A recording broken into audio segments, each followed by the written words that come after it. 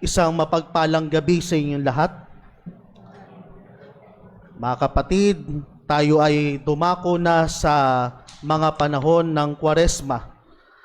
Apat na pong araw na paghahanda sa pagpapakasakit, pagkamatay at muling pagkabuhay ng ating Panginoon.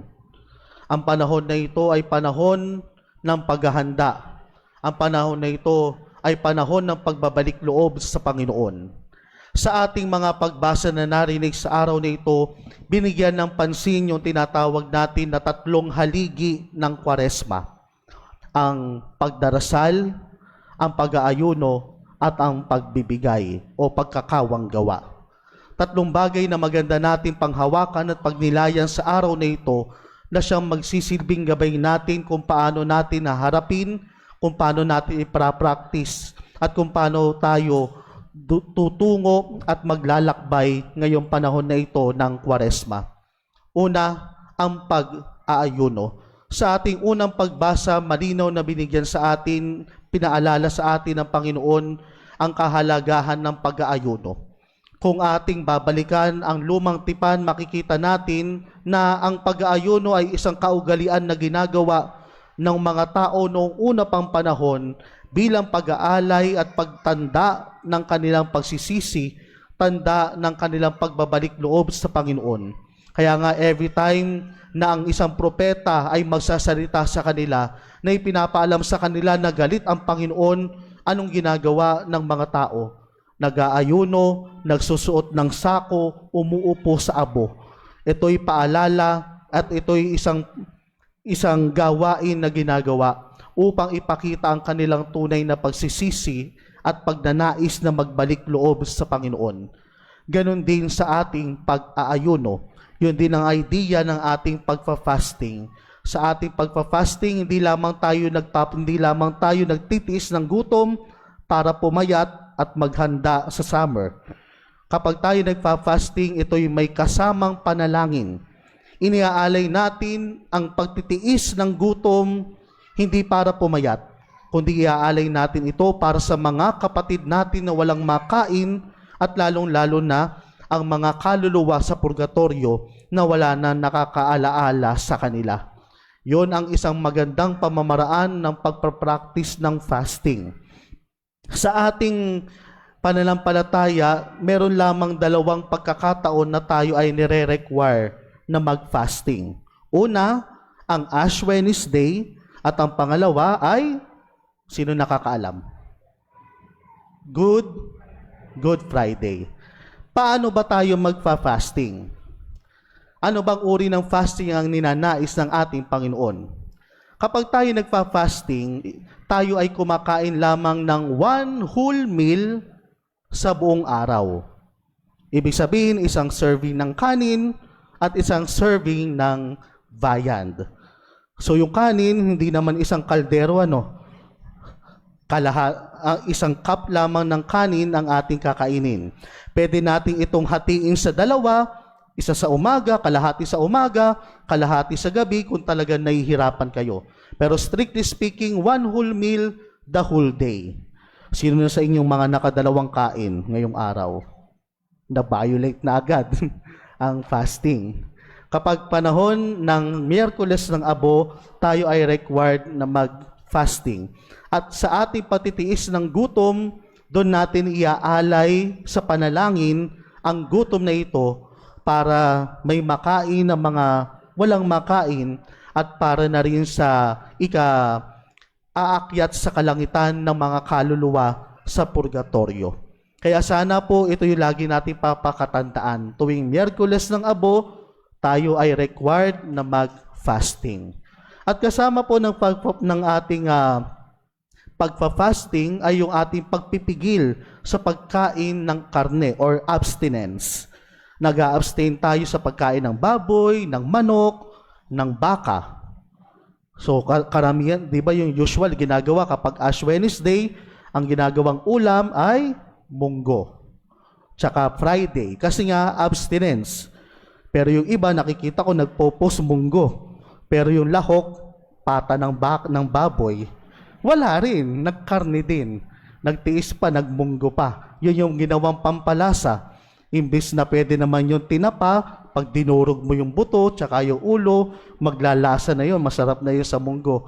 Pero yung iba, mas pinipili yung karne. Kaya sana, lagi tatandaan, fasting and abstinence ang ginagawa natin ng Good Friday, tsaka ng Ash Wednesday.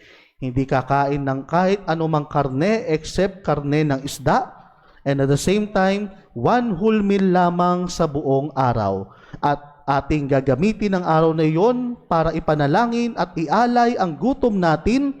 Iaalay natin ito kasama ng pagpapakasakit ni Jesus sa krus upang ito ay maging kaanyaan-nyaya sa panalangin sa harapan ng ating Panginoon. Iko-connecta natin sa kanyang pagpapakasakit sa krus ang konting gutom na ating dadamahin, na ating pagtitiisan para sa mga kaluluwa sa purgatorio at para sa mga kapatid natin na nangangailangan. Yun po ang pamamaraan ng ating pag-fasting sa ating pananampalataya. Pero marami pa pong uri ng fasting na maaari tayong gawin. Ito po yung basic na dapat ginagawa natin, yung sa pagkain. Pero pwede pa tayong mag-fasting sa ibang mga bagay. For example, gustong-gusto mong bilhin ang iPhone 17. Kasi gustong-gusto mo yung tatlong lens ng camera sa likod, tapos yung kulay orange. Pero ito ang invitation ko sa inyo. This time, dahil magpa-fasting, ang invitation ko sa inyo, imbis ang bilhin ay yung iPhone 17, ang bilhin nyo yung iPhone 16. Tapos, yung difference ng presyo ng iPhone 17 tsaka iPhone 16, ibigay nyo sa mahirap. O kaya, i-donate nyo pampagawa ng simbahan.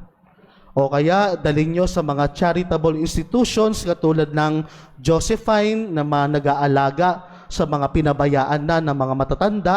O kaya ay sa may Antipolo, sa kanlungan ni Maria. Pwede natin inyong gawin sa ganong pamamaraan. Nagfa-fasting tayo sa gusto natin. Ang bibili natin, imbis na yung gusto natin, yung medyo mas lower. Then yung difference, pwede nating ibigay, pwede nating i-donate, pwede nating bigyan ng pagkain yung mga kapatid natin. Yun po yung ilan pa sa pamamaraan na pwede nating i-express o gawin ang pagpa-fasting. O kaya, ang nauuso yung iba, di ba? Ang ginagawa kapag panahon ng Lent, walang internet. Hindi binubuksan yung Facebook. O kaya hindi muna manonood ng videos sa YouTube. Hindi muna manonood ng mga reels sa Facebook. Babawasan yung screen time, babawasan yung pagsi-cellphone as part ng ating fasting. Then, yung pagtitiis natin sa simple na deprivation na bagay na iyon ay ating iaalay again sa same intention. So, yun po yung mga fasting na pwede nating gawin, pwede nating i-imply at i-impose sa ating sarili ngayong panahon ng Kwaresma. Sa ating Facebook page, nagpo-post po tayo ngayon ng mga daily challenges ngayong panahon ng Kwaresma. Nagsimula nang mag-post kaninang umaga ang ating SOCOM. Ang unang hamon, hindi muna makikinig at sasama sa kahit anumang chismisan. So, part po iyon ng pagtitiis, part po ng fasting.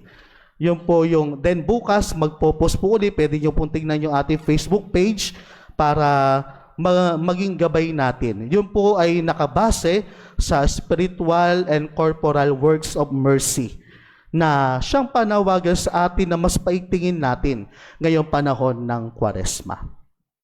Ikalawa, prayer, pananalangin. Isa sa paanyaya sa atin ngayong panahon ng Kwaresma ay dagdagan ang ating pagdarasal.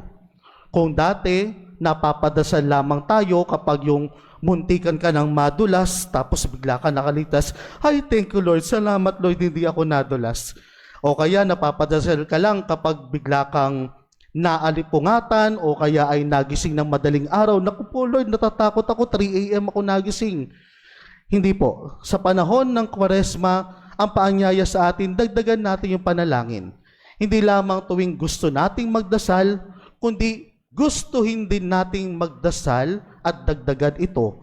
For example, bago at matapos kumain, bago matulog at pagkagising sa umaga. Pwede po natin idagdag. O kaya, habang nasa biyahe ka, habang nasa jeep ka, imbis na matulog, mag-grocery ka. O kaya ay doon ka manalangin ng personal prayer mo. Wala naman sa lugar, pwede naman magdasal kahit nasaan lugar ka.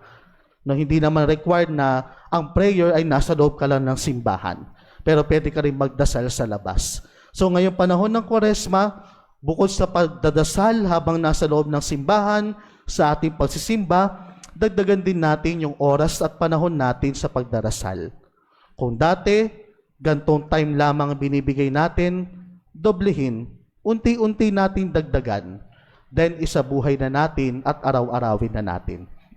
Pagdarasal, ito ay isang hamon at paanyaya sa atin ngayong panahon ng Kwaresma. Hindi lamang magtitiis, hindi lamang parang magiging mukhang gloomy, kundi bibigyan natin ng pansin at mas focus ang obligasyon natin na magdasal. Then lastly, almsgiving, pagbibigay.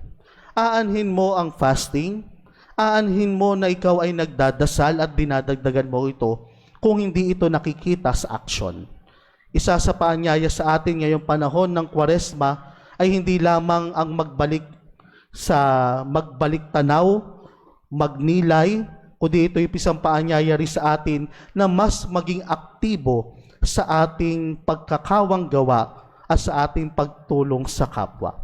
Ngayong panahon ng Kwaresma, ano ang pwede mong magawa sa kapatid mong nangangailangan?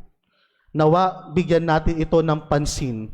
Gawin natin itong misyon. Ngayong panahon ng Kwaresma, dapat makapagpakain ako ng mga batang nagugutom.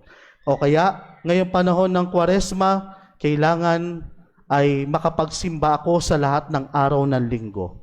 O kaya ngayong panahon ng Kwaresma, kailangan ay makatugon ako sa panawagan ng ating Panginoon na makinig sa mga hinaing ng mga nangangailangan at marami pang iba. Hindi natin masasabi na nagbubunga ang ating pag-aayuno o ang ating pagdarasal kung hindi ito nagkakaroon ng aksyon, hindi ito nagkakaroon ng paggalaw. Kaya sa ating pagdiriwang sa araw na ito, sa ating pagpasok sa panahon ng Kwaresma, gabayan nawa tayo ng 3 haligi na ito sa panahon na ito. Una, ang pag-aayuno. Ugaliin ang pag-aayuno lalong-lalo na sa mga required na mga araw. Ash Wednesday at ang Good Friday. At ang abstinence, yung hindi pagkain ng mga karne, every Friday. Dahil pag tayo kumain ng karne, ng Good Friday, ng mga Fridays, or tayo ay hindi natin na-fulfill yung fasting sa mga required na mga araw, ito po ay mayroong maliit na kasalanan. Pero ito naman po ay mapapatawad kapag tayo ay nagsimba. Yung sa simula ng misa kanina, hindi natin ginawa kasi ating gagawin iyon sa pagpapahid ng abo mamaya pagkatapos ng homilya. Pero ganun po yung ating laging pagsumikapan na ating maisagawa. Then secondly, pagdadasal. Nawa, ngayong panahon na ito, dagdagan natin ang oras at panahon na ibinibigay sa pananalangin. Hindi lamang kung kailan ramdam, kung kailan gusto, kundi mas dadagdagan natin ito sa ating pang-araw-araw na buhay. And lastly, pagkakawang gawa.